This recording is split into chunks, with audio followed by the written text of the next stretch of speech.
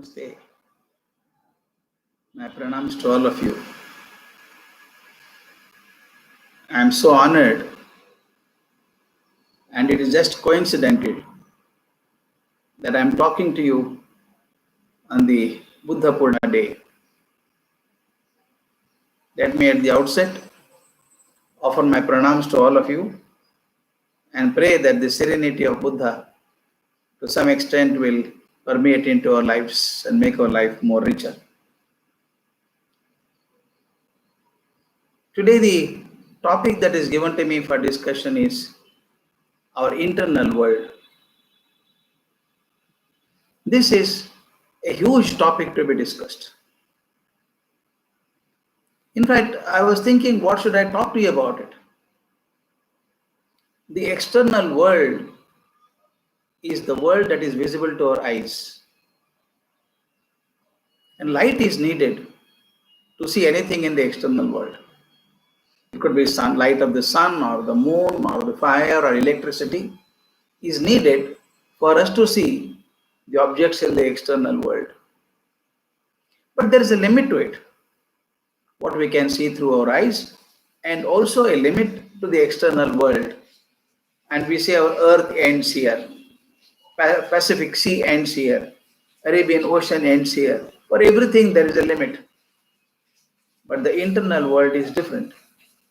We do not need any light into the inner world. Yet, the prime flame that created sun, moon and the stars in the external world are also within us. A huge amount of light is within us. In fact, imagine now you are going for a walk in the morning. I am going with my wife for a walk in the morning, early morning, 6 o'clock. Somebody comes on the track, just opposite to me, looks at me and says, "You are an idiot. You are absolutely good for nothing creature. You have been very unfair to everybody." He shouts at me for about 10-15 seconds and goes away. This is a small incident that happens in the morning, but does it stop at that? I start wondering about who is he? Why did he come and shout at me? And that too when my wife is next to me. What will she think of me? I'll come back and feel ruffled. Does it not happen to us? A small incident disturbs the whole day and we say, "Check, morning this happened and my whole day is gone." Whole day is gone. Please remember, that man has not shouted at you for the whole day. He shouted at you for about 30 seconds. The external world hurt you for 30 seconds. But what happened within you? You destroyed the remaining 23 hours, 59 and a half minutes. 59 and a half minutes you wasted. Thinking about that. Check. Tomorrow let me meet him. Let me meet him and tell him what I mean by that. The whole thing is a small episode in the external world shakes up the internal world completely. We are all confined to our houses now because of this coronavirus. We are safe in the enclosures of our house. But the moment you find the news there, oh, one more case of COVID elsewhere. Oh my God, it is spreading now. You start thinking about it. And every person who comes through your gate looks like a bundle of coronaviruses. You are scared of seeing him or her, talking to them. This is created by me. That's what we always say. The internal world is far, far bigger than the external world. The entire universe, with all its galaxies, supernovas, black holes, is much smaller than the internal world. Can you imagine when I say it is smaller than that? Purusha Sukta, one of the greatest mantras that we know, says that Padosya Vishwa Bhutani Tripadasyam Avratan Divihi. 1 foot we see.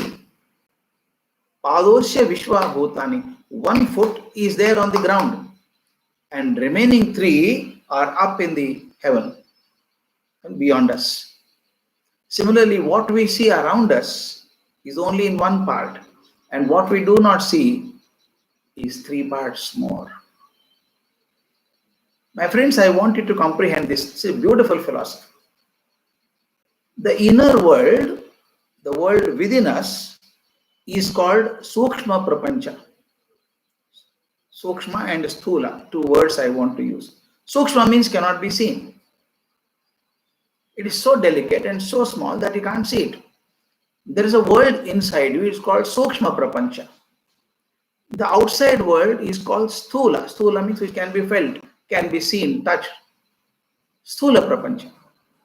And we always say the outside world becomes active because of the inside world. Sukshma Prapancha inside the heart, inside us, is the cause. And Sthula Prapancha, the world outside, is the effect of it. Please see. There's a good thought happening in my mind.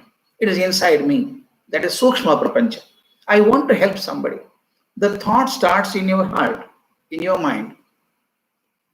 And what you do for that? You go and help outside. What help you do outside is seen by people. That is Sthula Prapancha. Oh, she is doing so much. You see, in this corona world, people are giving food freely to people. Some people with advertisement, some without advertisement, they are doing it. When they are doing good work, it is felt and seen by everybody. It is the effect. But the original thing started in the mind. That person said, I should do something to society.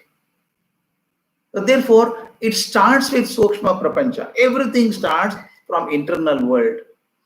Internal world provokes, and the response is seen in the outside world.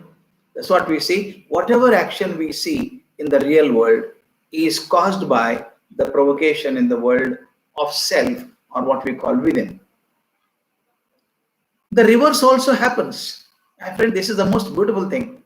There is a complete exchange between the internal world and the outside world. They are not locked out.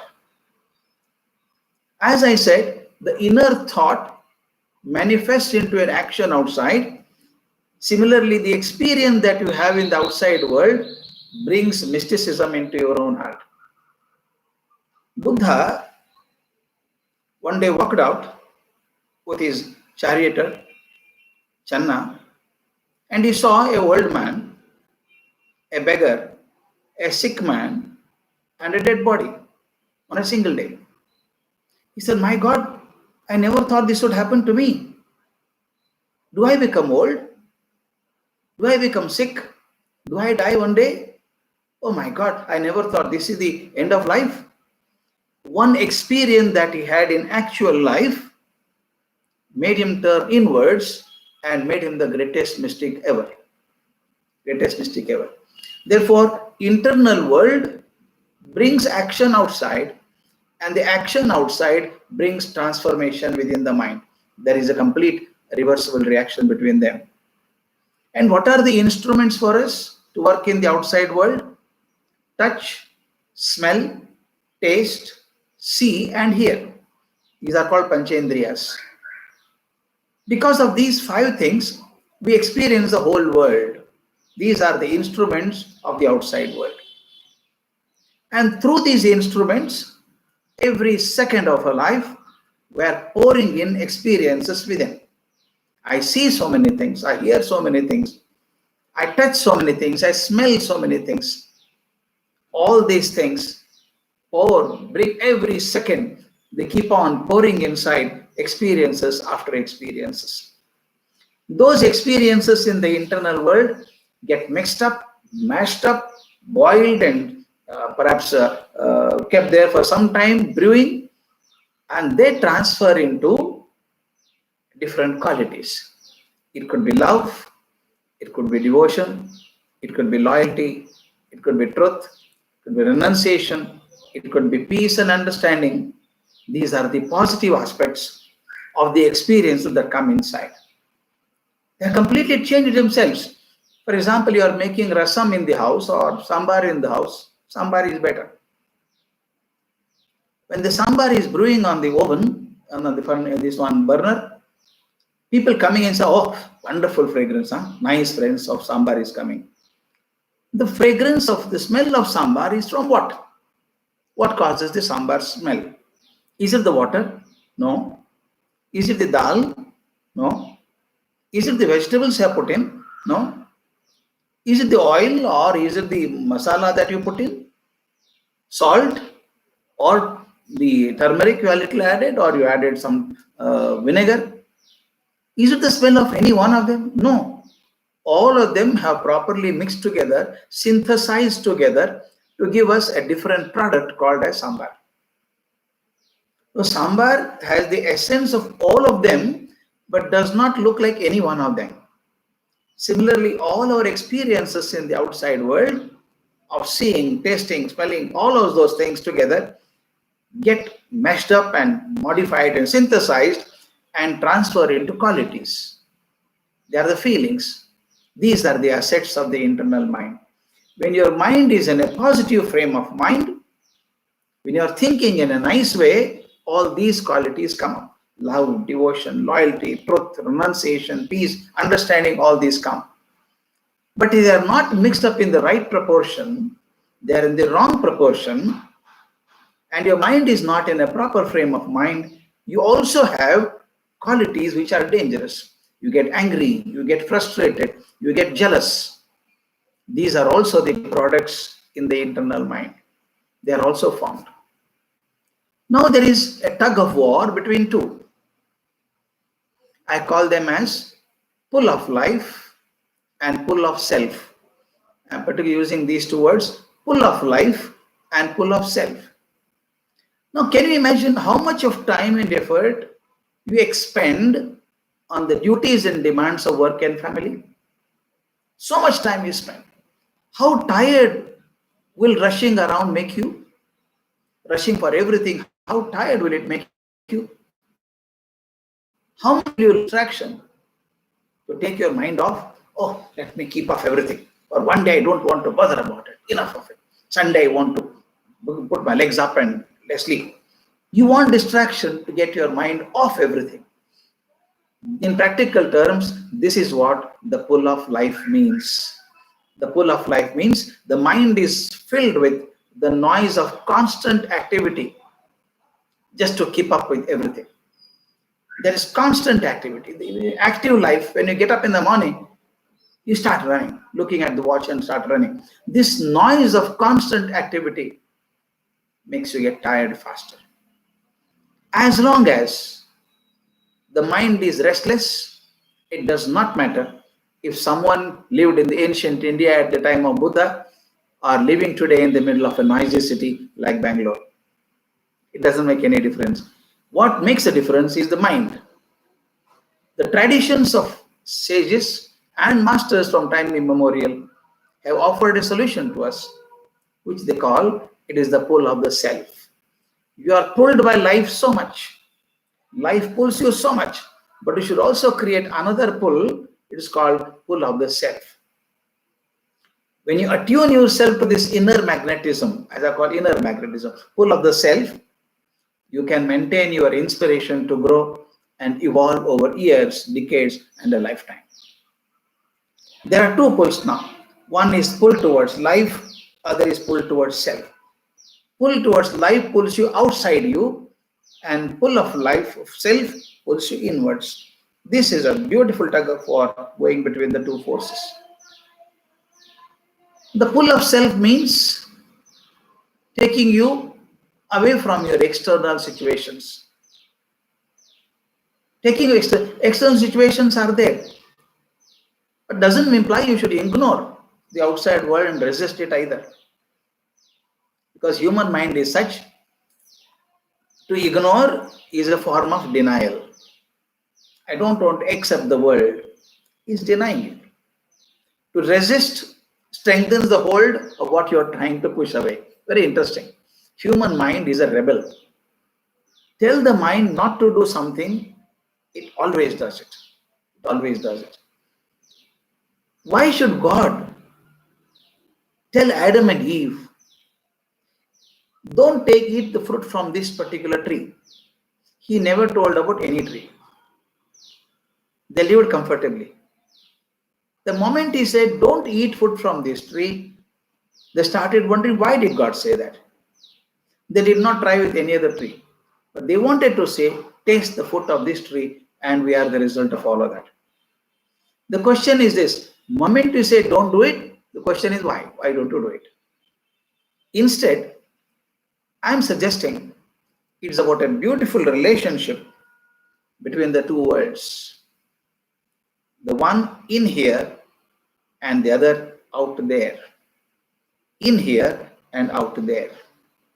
Think of this relationship as a sliding scale or a simple line with two endpoints. Please watch.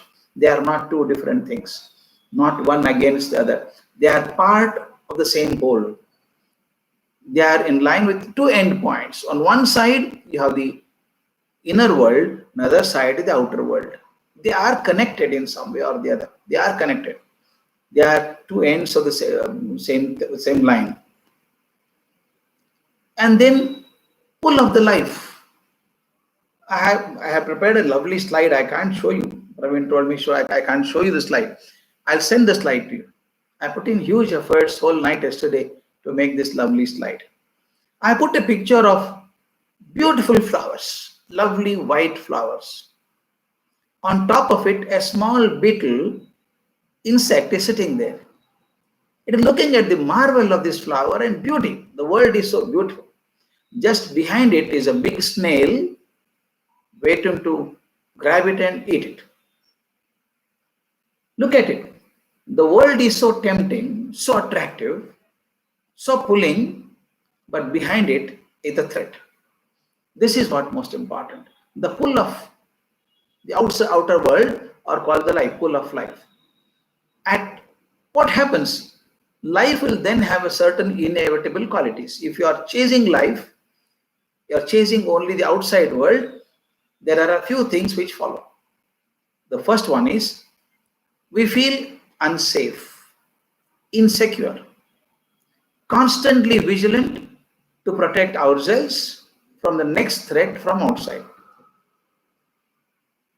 Today morning I was reading the paper and Trump says, President of the United States says, I don't know whether I should chase corona or should chase life. If I bring lockdown and all that, people will die out of hunger. People will die of frustration. They commit suicides. They don't have jobs. Should I chase that or should I chase corona and stop it? I don't know. Both are threats. I'm choosing the better threat between the two. Life is all about, I tell you, however much you are safe, there is always an insecurity, a constant care to save yourself from the next threat from outside. And also, for every human being, there is a sense of insignificance in the face of titanic natural forces. Please see, when you go into the sea, if you're traveling by ship, you will be shocked to see the mountainous waves. Huge mountainous waves come. You can't believe that, such big waves. Oh my God! Then you see how small is man.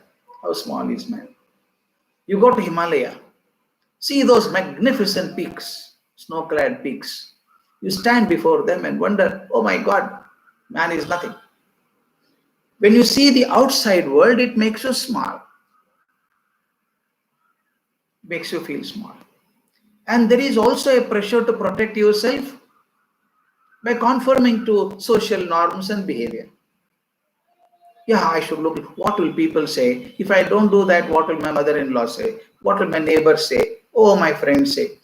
I am so much worried about how to protect my own image in the social norms and acceptable behaviors. There is also a constant need for outward pleasures, since only they can stimulate a sense of enjoyment from life.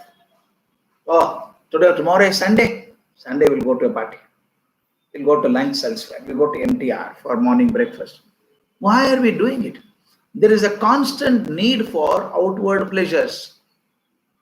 They can give enjoyment for life. And there is also a fear of disease, fear of aging, and fear of death ultimately. This is the pull of the outside world. The fear of disease, fear of aging, fear of death will chase everybody at all points of time. In fact, in one of the columns I wrote recently, I wrote them. Uh, People say death is an accident, death is certainty, life is birth, birth is an accident. I said, no, you're living with death. Every moment you're walking on the edge of the death. If you continue to manage your work, walking on the thin line, or what you call the thin wire, as it were, if you can walk on the wire, balance yourself, you are living. One slip, you're out of it, gone. So therefore, there is always a fear of disease, fear of aging, fear of death. This is the pull of the outside world. Actually, no one remains so rigid on one side. But we all feel overwhelmed by the insecurity that comes from being very small in a very big empty space, empty universe. The pull of the outer world induces us to put physical reality first, and life becomes a struggle to find security, happiness, under the threat that everything would collapse at any moment. 6 months ago, we never ever thought the corona would come here. We never ever thought. We had a cozy cover around ourselves and we thought we'd always remain like this. And one small virus, otherwise I mentioned, in fact the scientist, the Time magazine has published it, the total weight of all the viruses, what we call the rogue virus, corona, which has affected millions of 35 million people so far. If we can put all the coronaviruses in all these 35 million people together, the weight of that is 1 gram. 1 gram. So 1 gram of this rogue virus has brought entire humanity on its knees. Now it has shaken us so badly, we don't know. This virus may come back again. Or another virus will come. There is always a hanging Damocles sword, the threat that everything could collapse at any moment. So this threat will continue to be there. Beside anxiety, there are other feelings that mask our insecurity. We want to cover those insecurities. Oh, I am quite comfortable. I have no problem. I am living beautifully. What do we do? To mask our insecurity, like the rush of the thrill seeking, the hypnosis of entertainment, and the drive to succeed. Don't we do that? When I'm so tired, forget it, man. Let me see a good movie. We'll go to walk outside. We'll go to a trip outside. All these are the things we create for ourselves to cover our mask of insecurity. The feel of joy that we want to enjoy, all these things, I call hypnosis of entertainment, and the drive to succeed. Come on, goal. Fix a goal before you. Try all that. I'm not saying we should not pursue the goal. We should try. But that it not be a mask to cover our internal weaknesses. And there is also another pull, as I mentioned, pull of the inner world, or called pull of the self. This is something beautiful, my friends. This makes huge effort. It does not happen all of a sudden. It requires perhaps a lifelong journey effort. Being centered inside, I start looking inwards, is a state that cannot be shaken by external circumstances. I've had the chance of meeting some people like that. One is Siddheshwar Swamiji in Bijapur Dhyana Yoga Ashram. An outstanding Swamiji I have seen. I have not seen him perturbed at any time. I have not seen him making negative remarks about anybody, on anything. He will never pass critical judgment over anybody. He says, who am I? Who am I? Let people make their own judgments. Why should I interpret? Am I a Supreme Court judge? This is something beautiful. And I think he is the most secure man that I have seen. Most secure. He has no insecurity. Security, we are worried about insecurity, only you have something to lose. He has nothing to lose. And secondly, one's own awareness provides the joy and fulfillment that life is meant to bring. Life is meant to give us happiness. As I mentioned last time also, there's a difference between enjoyment and happiness. Enjoyment satisfies your panchendriyas, your sense organs. As long as anything satisfies sense organs, you get enjoyment.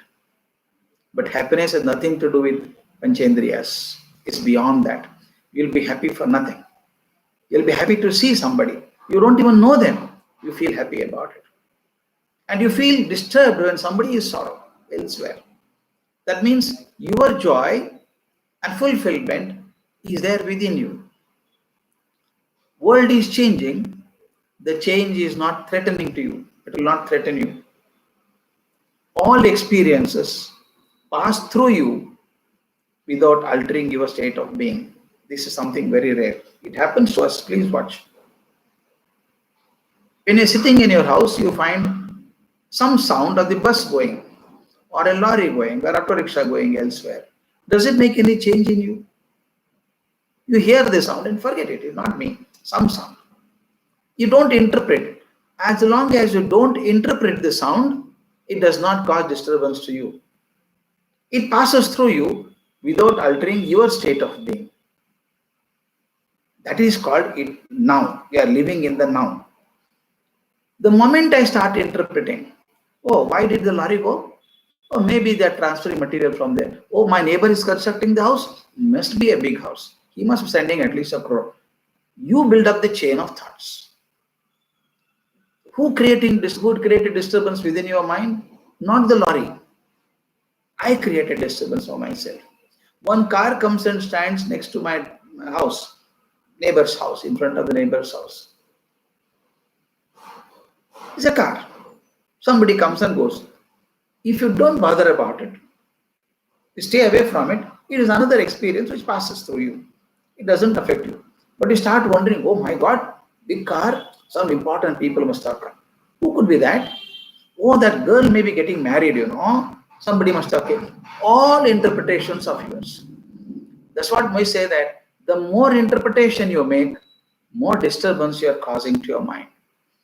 This is something beautiful. Mankuti Munakagga, TVG says it beautifully. Kolada jala ninna mana. Loga radharolagiliye. Talada kasa telutta baggadahudo. Kalakadaddade ಕೊಂಚ ಬಿಟ್ಟಿರ್ದೊಡರು ಮರಳಿ ತಿಳಿಯಬಹುದು ಶಾಂತಿಯಲ್ಲಿ Mankutimma. Your mind is like a beautiful pool of water. Very quiet and very pure. Somebody jumps into the pool and steps inside. What happens now? The water is disturbed. The dirt that was there in the bottom, which has settled at the bottom, rises up. The whole thing becomes muddy, unfit for drinking. What should we do? To make it clean, don't put your hand and shake it again. It makes more dirty. By saying it, don't touch it. Don't touch it for some time. Allow it to settle down. After some time, the dust settles down and water becomes pure. Kolada jala ninna mana. Loga radharolagiliye. Talada kasa telutta baggadahudo. Kalakade addade ಕೊಂಚ ಬಿಟ್ಟಿರ್ದೊಡೆ ಅದು ತಿಳಿಯಬಹುದು ಶಾಂತಿಯಲ್ಲಿ Mankutimma. That's what. Once you start living in the eternal now, which makes everything else irrelevant, even aging and death become irrelevant. They are a part of the illusion of change. You have no conflicts within yourself or anyone, because the wholeness of life eradicates the play of opposites. There's a play of opposites going on. Once you have understand, it is a part of the whole. In fact, Vivekananda and my colleagues would understand, we used to play a game. One team of people come, and then we put them in two different jails. We want to break them. We want to get secret from them. And start making the game between them. They start competing with one another without realizing they are actually one. Both are prisoners. Both are prisoners, kept separately. And a manipulative person is trying to bring rift between them. Similarly, the outside world and the inside world are the same. But the moment I put one against the other, then it creates problems. That's what I say, wholeness of life, which includes outer world and inner world, will eliminate the play of opposites. Now, this is the hallmark of the pull of the self. Outer circumstances do not really matter. Does not matter whether this feeling persists for 2 days or even 2 minutes. I can definitely tell you, all of us had at least some fleeting moments of that joy in our life. Has happened to us. Once you realize, my God, it's okay, fine. Once the realization comes in, it may last for only 2 minutes, no problem. But it is timeless as long as it lasts. It may last some effort. People make huge efforts to refine their mind, and it may last for 2 days. Some people may stay for 20 days. And I'm told some sages stayed for very, very long time. I was told about Vasishtha, but argument with Vishwamitra. Vishwamitra was a king, Kaushika. He attacked Vasishtha. And do you know, he killed 100 children of Vasishtha. 100 children of Vasishtha. And what would happen to Vasishtha? Can you put ourselves in our place and see what will be my feeling towards Vishwamitra if he had hurt all that to me, then caused all that hurt to me? But incidentally, it is Vasishtha who gives him Brahmarshi to Vishwamitra. And finally, he calls Vishwamitra, you are a Brahmarshi. He makes him Brahmarshi. There is no animosity at all. He says, this is the play of world. They were destined to come with me as my son. And they have gone because they are supposed to finish their job at a time. And he is an instrument in doing that. It is so easy to say, my friends, but following it is very, very difficult. Very, very difficult. It, as I told you, it requires tremendous effort of refining the mind. You take a blade, stainless steel blade, to make into knife, you have to go on sharpening it so much. Only after sharpening for a long time it becomes a knife. Otherwise, a blunt steel blade. Our mind is also like that. It's a blunt steel blade. Only when it is sharpened by experiences and refining. I'll come to the last slide a little later. This is most important. Context of life pulls you to the outer world, which is noisy and fretful, happy one day and sad the next day, full of pain and pleasure in most unpredictable proportions. We have this. This is the pull of the outer world. The pull of the self is quiet. Look at it, very interesting. If you want to do meditation, I'm sure some of you would have tried it. Sitting before somewhere and keeping your eyes closed and trying to meditate, breathe deeply. If you are trying to do that, please see, the outside world is noisy and fretful. You have to run for it. Oh my God, I have to go. I have got a movie at 6 o'clock. I must leave now. Oh, drive fast. Traffic is there. You're always excited at a high level. It could be pain and pleasure, difficult, unpredictable proportions. It makes you run. But the pull of the self is very quiet. If there is noise, it will not go to inner world. It is quiet, but very true. In spite of the rise and fall of everyday situations, finding this non-change amidst this change is called the evolution of consciousness. I'll repeat the sentence once again. It's a most beautiful sentence. Finding non-change within me, in spite of the changes around me, is called evolution of the human consciousness. Human consciousness we have not even thought of. That they have a conscience inside, consciousness to keep. It is so illuminating, bright. But this is the only thing. We have to find the non-change amidst a lot of changes happening around us. This is the evolution of consciousness. The pull of the self, which we can notice every day. And interestingly, most people, I'm barring a few honorable exceptions which start journey earlier, for most people, after 50, people start looking inwards. Why after 50? Bertrand Russell, an atheist, actually, he says, why people turn towards God? God is your own creation. You create God within you and start praying. You take a stone, sculpt a statue, and you start worshipping it. You know it was a stone, it was sculpted by ABCD. This is called invoking the presence of God there. You create God within you and pray. This is beautiful. What I was trying to say is, Once you start praying inside, all of us cannot do. After 50, what happens? By the time you come to 50, 55, 60, you see people around you disappear, start disappearing around you. Your grandfather, your grandmother, your uncle, aunt, father, mother, some close relatives start disappearing. You start wondering, where did they go? Where did they go? They were with me. I lived with them. I played with them. I learned from them. I can never see them again. Just gone. Close. Where did they go? Then suddenly it appears to you, maybe my time has come. Next is myself on the line. Oh my God, life is so uncertain then. And I've been running around for so many years. What would happen to me? How will the world be without me? I can't even comprehend the world without me. All these thoughts start coming. Bertrand Russell says, when you are young, blood is hot. And you say, I want to do this. I have done it. I can achieve this. I do this. But as you grow older, people around you start disappearing. The carpet under your feet is pulled out. Moment the carpet under your feet is pulled out, you don't know where to stand on. You want to lean on something which does not deceive you. You want to lean on something which does not deceive you. And that is your faith. Nothing else. Your faith. And stronger the faith, stronger becomes the anchoring. You create an anchor and hang on to it. That's the beauty of it. The pull of the self, which you can notice every day, is the secret of making non-change a living reality.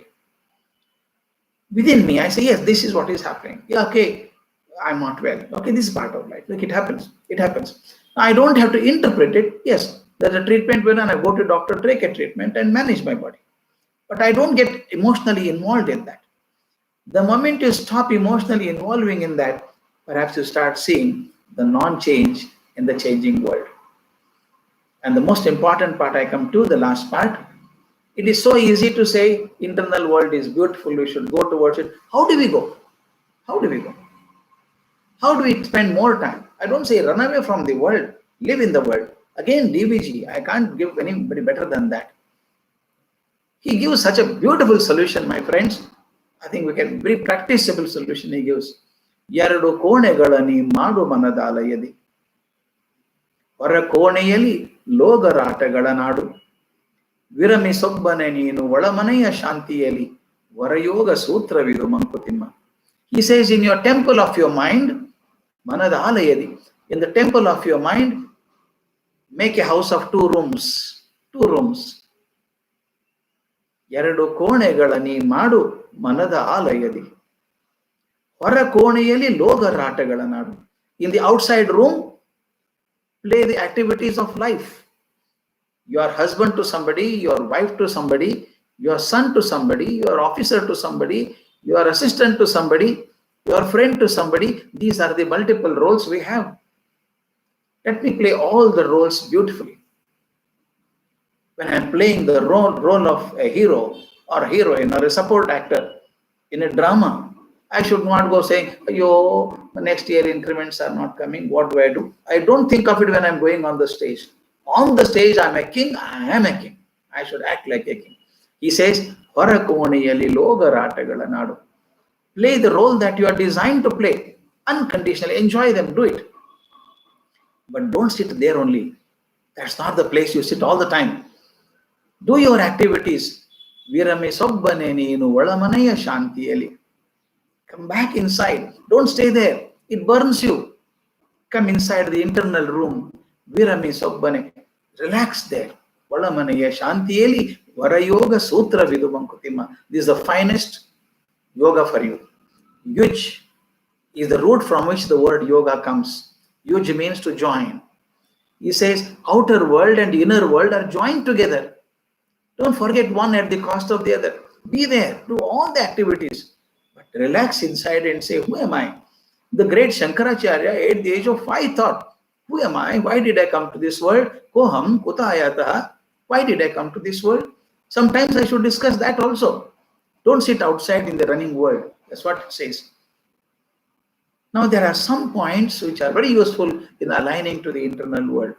First one is releasing limiting beliefs.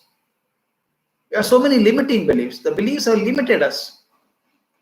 We always think and believe them. They all start from the younger age. People start saying, oh, she is very good in it, but not so good in this. All public opinions have become my beliefs now. I feel I'm not good enough. I'm stupid. I'm not unlovable. And all these crappy beliefs have come into us. Most of the impressions I have about me, about my working, about my abilities are given to me by people outside. I have a request to make. Anyone who wants to make a journey into the internal world have to release these crappy beliefs. Do not believe that. That's what Shankaracharya told. Aham Brahmasmi. What does it mean? I'm a spark of the great God, Brahma. I'm a spark of that divinity. If I'm a spark of that divinity, how can I be useless? Maybe I'm not used better. Doesn't matter. But I'm good enough. I'm not bad. Releasing the limiting beliefs, the beliefs which limit us, we should scrap them. Scrap them. Second one, when we release the negative energetic clutter, the negative color clutter that we have in the mind, so much of negativity. Oh my God. That's what many of the researchers, philosophers have told us that our life is more negative than positive. Lacey Hall, you can go to Google Bhagwan and check him. Laceyhall. Lacey Hall is a professor of psychology in the Chicago Stone Brandel University. He did the research work and he says 92% of the influences on us are negative. 92% are negative. And how is that some people are successful in spite of 92% negativity? He says those successful people did not ignore 92%, but they did not look at 92%. They chose to look at the 8%. The more I look at the 8% positive things, if you're thinking of negative, you have friendship with some negative people who go on saying, "Yo, world will end, this will happen, why did he do that? He should not have done it." You live with them for 8 days, 9th day, you become as negative as they are. Take it from me. Live with positive people, you become positive. Therefore, once you release this negative clutter that we have, we can become more of a magnet for what we want in life. And there is reflection. Next is reflection. Please do spend some time on reflection. Reflective practice is really useful too when it comes to looking at things that went wrong. Something went wrong, reflect. Did I do something wrong? Don't analyze too much. Moment you find I have done something wrong, then see how best you can handle it next time. Correct yourself. Reflective practices are very, very important in going into the internal mind. In fact, some people tell us, write a reflective journal. Some people write diaries. Diaries are basically reflective journals. At the end of the day, did I do something wrong? Oh, I'm sorry, I should not have done it. Tomorrow I'll don't do it. This kind of reflection will make your mind more refined and refined and refined. And the next stage is forgiveness. This is an art to be practiced ceaselessly, continuously. Emotional baggage that we have of the past, huge baggage we carry, and say, I'll give him back. I'll wait for a time and give him back. What is the point in giving back? As long as you're keeping the negative thoughts in mind to hurt somebody in future, you're destroyed your past, destroying your present, and affecting the future also. What has happened is happened. That doesn't mean that we should not punish people who have done wrong. Okay. Who are you? Are you the judge? Are you the court? You don't decide. Try to forgive them as much as possible. And this is one level. It says, if you try to take revenge against somebody, he will wait for a time to take revenge against me. This chain will continue. In this process, I burnt myself out. Therefore, I have to forgiving ourselves and others. I have to forgive myself. Yes, I made a mistake. I should pardon myself. Next time I will not do that. This makes a profound effect on the happiness levels of people. And the last point, there's a time for me. Create a lovely inner world. I had to create it myself. Please remember, nobody else can create inner world for me. What is the way of doing it? Listen to good things. Please listen. Good thoughts, good ideas. Listen to good people. Good reading, positive reading, and thinking positive. I tell you, if you read good things day after day, at least while reading the book, your mind is so refined. When you feel touching book, oh my God, beautiful, beautiful. You feel that moment beautiful. And that moments of beauty go on repeating themselves over a period of time. Without your knowledge, your mind also becomes beautiful. You become what you think. Very simple. You become what you think. If you are thinking of nice things, you become nice without thinking. When I see some very pious people, there's a glow on their face that did not come from the cream they applied. It came from the inner refining. Listen to positive things, reading good things, thinking positive, and also interacting with balanced people. Most important. Choose people who are always positive, who don't think bad of people. Live with them. And meditation and spiritual practices. If some of you are doing meditation, one of the best ways to cool your mind. When mind is upset, sit for 10 minutes, close your eyes, and think of only the beauty of life. And express gratitude towards God who has given you all that. Somebody wrote to me, a mail to me recently saying that his friend was had corona infection. He was put in the ventilator, and after that they gave him a bill of 4 lakhs. We put you on ventilator, 4 lakh is the bill. He was on ventilator for 3 days. He just wondered, I took oxygen from the ventilator for 3 days. I paid a bill of 4 lakhs. But I have been breathing freely for last 50 years and I have not paid 1 paisa bill. Free. I'm getting it. God never charged a bill for it. And my electricity bill comes and says 3,000 rupees this month. Take it. But I've been using sun for last 50, 60 years and I have not paid one single bill. And I have been remaining here. I should be grateful to that power. I don't know God, you can call divinity, you can call Brahma, whatever you call. That power is providing all this to me without my asking. Therefore, I should practice gratitude. To me, meditation and spiritual practices are ways of expressing gratitude to that source which has given us all this bountiful. To sum it all, I had a very funny experience.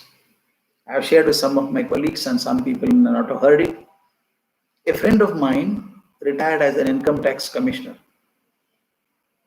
2 years before he retired, he lost his wife. His 2 sons, both are highly educated and he has exported both of them. One is in UK, other is in US. They are earning huge amount of money there. Father is alone in Bangalore. The sons thought we should take our father out for a change. He must be feeling lonely. They took him and they went to Hawaii Islands, just below Mexico. Hawaii Islands are very beautiful islands.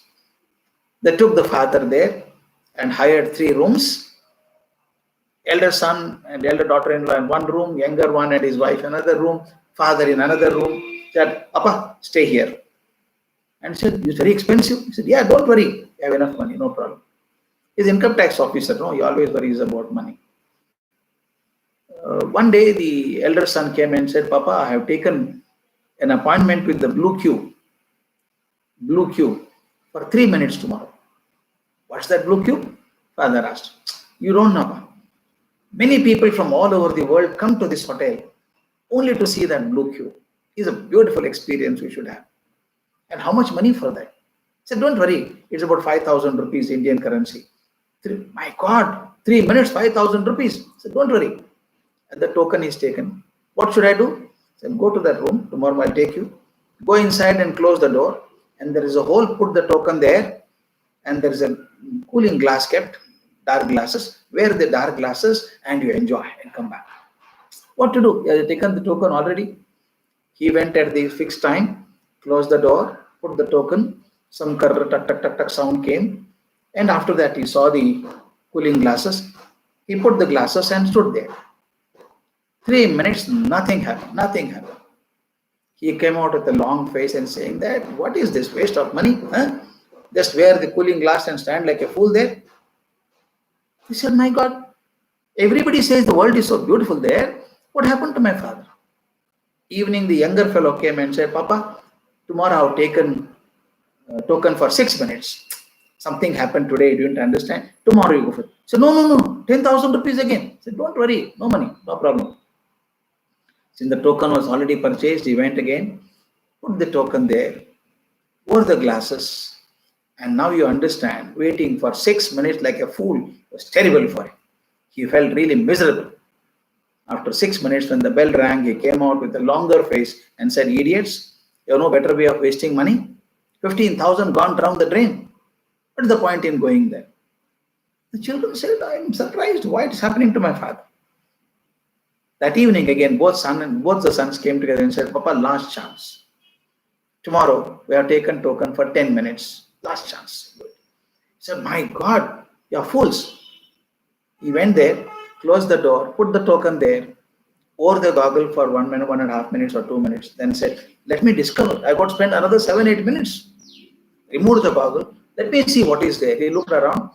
It was a dressing table, and there were a few hangers with some dresses hanging there. On the right side, he saw another door.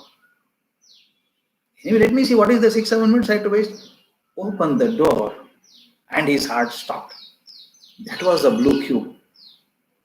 That is a lovely blue cube. When he went inside, he found the room was painted in fluorescent blue color. Beautiful. And all the rays dancing on the waves of the seas were focused onto this through lenses there. And bright light comes in. You can't see that. He ran and wore these dark glasses and closed the door behind him and stood in the blue cube. The cold breeze and the blue color, it looked as though he was immersing himself in the color and the that beautiful climate, wind. He felt he was becoming 10 years younger every minute. Ah, wonderful. He enjoyed it. But the bell rang. He felt bad. Che, I should have had another 5 minutes. He came out and said, wonderful, beautiful experience of my lifetime. I become 20 years younger now. But the son asked, what happened yesterday and day before yesterday? The father said, I didn't know that the blue cube is inside. I thought this was the blue cube. I was standing there like a fool with wearing the cooling glasses and stood in the dressing room and came back. They telephoned to me and he spoke to me. I didn't know that. They should have told me there's a room inside. I also laughed. After 8 to 10 days, this experience to me appeared like philosophical, highly philosophical. God sends you to earth, sends all of us to earth, hoping that I do something in my life and go back.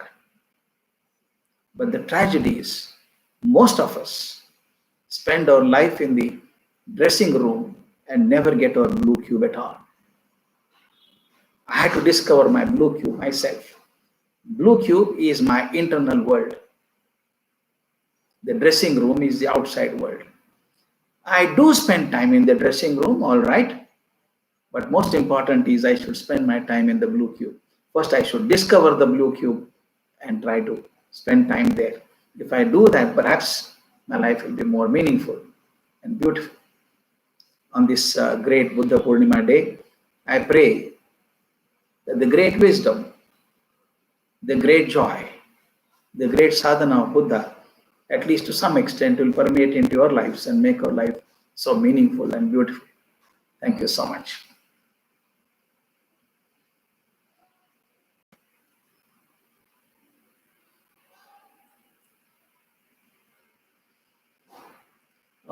There's a question here.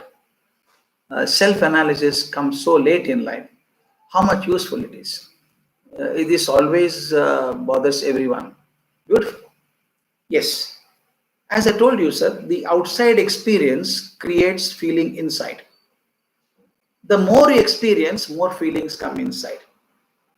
So as you grow in life, you get hit, you get pushed, you get appreciated by so many people, and those experiences will create feelings within you. That's why normally, as you advance in age, you realize, oh my God, I thought he was a very honest man. He's not so. Therefore, you start saying, this is the way of life. So it requires experience in life. But very few people, like the magnificent Shankaracharya, he could think of it at the age of 5 itself. He had a shocking incident. He saw his father dead. The father came from the river and offered puja and did not get up. He asked his mother, "Where did my father go?" He said, "He passed away." What does it mean? You will not come back? You will not come back. Why? This happens to everybody. Today your father, tomorrow me. You will also die? He said, "Yes, you will also die sometime." And immediately the boy asked a question, if I am so sure of dying, why did I come here? If death is so certain, why did I come here? And that's a marvelous story, my friends. Even the mother went to wash clothes in the pond, and boy Shankara went for a swim, and suddenly a crocodile caught his leg, and he started shouting, "Amma, if you don't permit me to take sannyasa, the crocodile will swallow me." These are stories. They are symbolic. Telling his mother, "Amma, the day I am born, death has caught hold of my leg. It will swallow me anytime. But before it swallows me completely, I want to know the purpose of this life. Why did I come here? What is the purpose of coming here? I want to discover that." That's why he became a Shankaracharya.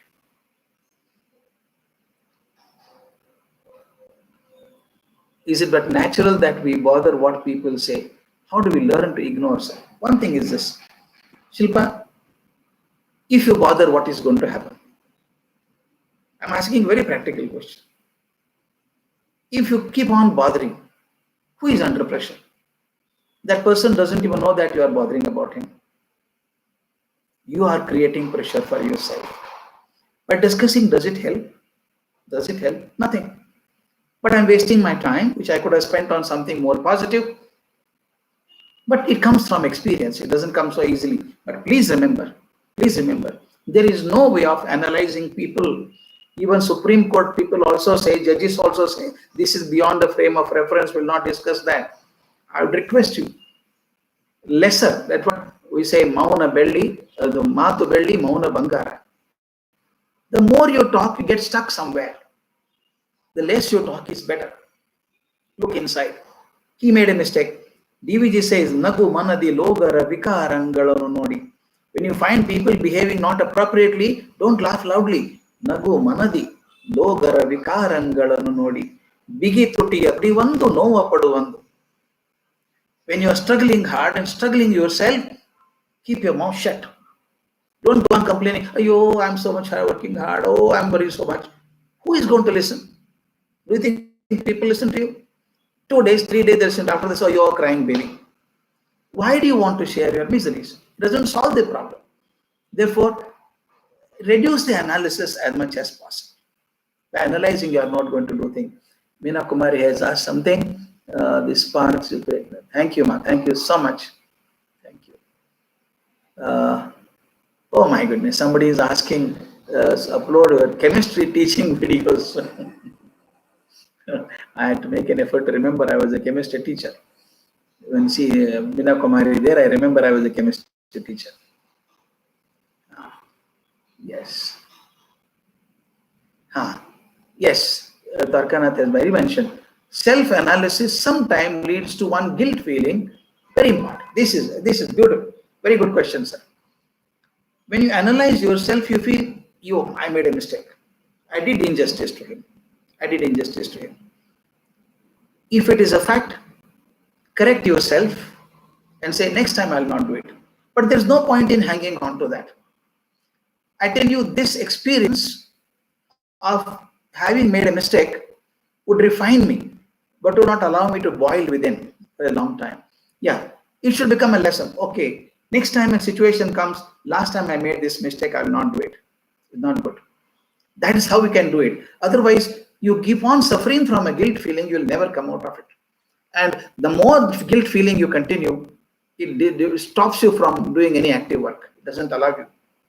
Some other question, good to evaluate ourselves and introspect and listen to your inner voice. Yes, it is always good. I tell you, you take appointment to so many people. You want to meet someone, can I take an appointment, sir? Can I come and meet you? But have you taken an appointment with your own mind any time?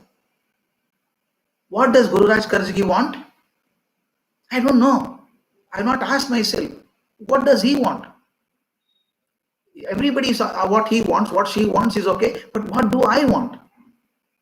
I should find time, and that is the time of introspection. I think it's always good to listen. That's what Gandhi always tell. I'll always listen to my inner conscience, always called inner voice. That Vani has written very correctly. Gandhi called it as inner voice. I always listen to inner voice. And how to overcome our aging without negativity? Yes, sir. Beautiful question. Mango, when it is green in the tree, it is sour. You can't eat it. When it becomes old, I would say age, it becomes ripe. Man should also grow like that. Take it from me. This is called Sharira. Sharira Kshayamanatva Shariraha. It is designed to die. It is not going to live long. First, accept the reality that there is going to be a day when I am not going to be here. The world is going to continue without me. Therefore, the natural process, there are two ways. Aging cannot be stopped. Aging cannot be stopped. Therefore, what cannot be cured should be endured. Okay, beautiful. Then earlier I used to run 10 kilometers. Now I don't have to run kilometers. I walk 2 kilometers is enough for me. It is not negativity. I would say, look, I'm more mature now. Earlier, nobody used to take me seriously. Now people come and touch your feet and say, ma'am, sir, you are so wonderful, sir. You are very senior, sir. This I never had earlier. There is always a positive side to it. And the experience of life that you have a huge deposit. You are a repository of huge experiences. Keep it with you and share it with younger people. They will make their life better. At least they will not fall down where you fell down earlier. Your light will perhaps shine their way properly. It's no negative. Gracefully. This is called aging gracefully. Oh, lovely. In fact, I know of a person in my neighborhood who completed 100 years last year. And that man is effervescent. I tell you, at the age of 99 birthday, he was telling his son 3 months before, hey, are you arranging balloons? Huh? Big cake, huh? I don't think even 2-year-old, 3-year-old child will ask that. He's asking for balloons and cakes, and he had it. I was so mesmerized by his enthusiasm. I went and asked him, Aja, how to live 100 years? I want to live like you. How to live 100 years? You know what the answer he gave? Forget it, man. Live 99 years happily. 100 will happen. This is the beauty. Live 99 years happily. 100 will happen. So therefore, there is joy in that. Mango fruit is beautiful, tasty. Raw mango is not so tasty. Similarly, when I grow old, I should not grow old only bodily. That's why Sanskrit uses two words, Vayo Vruddha and Jnana Vruddha. If I become only bodily old, it's okay. Old carpet wears out, you throw it out. But if I become Jnana Vruddha also, I get some beautiful experience and pass it on. People will value your life, and that gives you positivity. You are useful to society. People listen to you is more important. Sir, we put sometimes conscious effort, but how to maintain consistency? We are lost after some time to try find easy solution. Your answer is in the question, Anita. You mentioned easy solution. Don't look for easy solutions. Good solutions are never easy. Tough solutions are easy. Easy solutions are not good. Tough solutions are always good. Find out. If something gone wrong, go back to the drawing board. Where did I fail? Okay. If I failed, okay, I'll correct it. I'll do something else. Don't go on hanging about why I failed. Understand the reasons and correct it. Don't hang on for a long time there. Yeah, Meena Kumari says the right word, attached detachment. That's my favorite word. You should be attached, but also detached.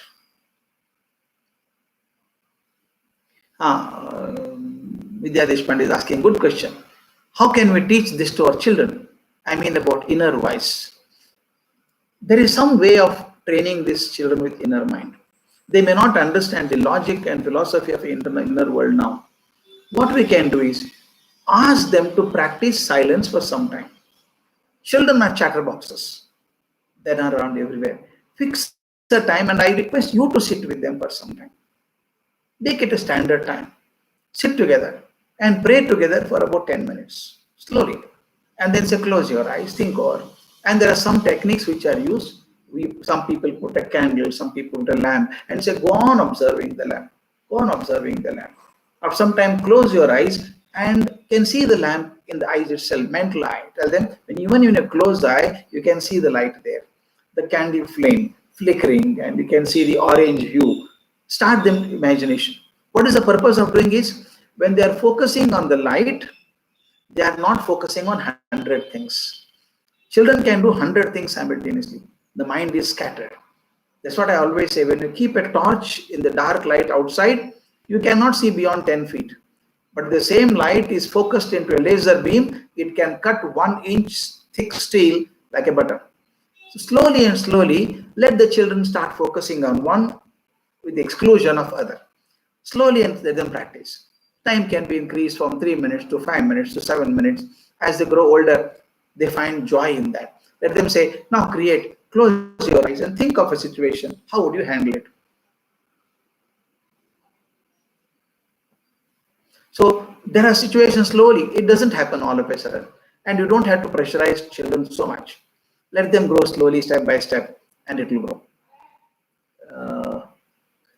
Somebody is saying, give a lecture to teachers. I know. I'll do that. I'll do that. Session. Thank you. Thank you so much. Thank you so much. May God bless you all. And again, as I told you, the knowledge of Buddha and the peace of Buddha, that it permeate into your lives, make our life more sublime. Thank you so much.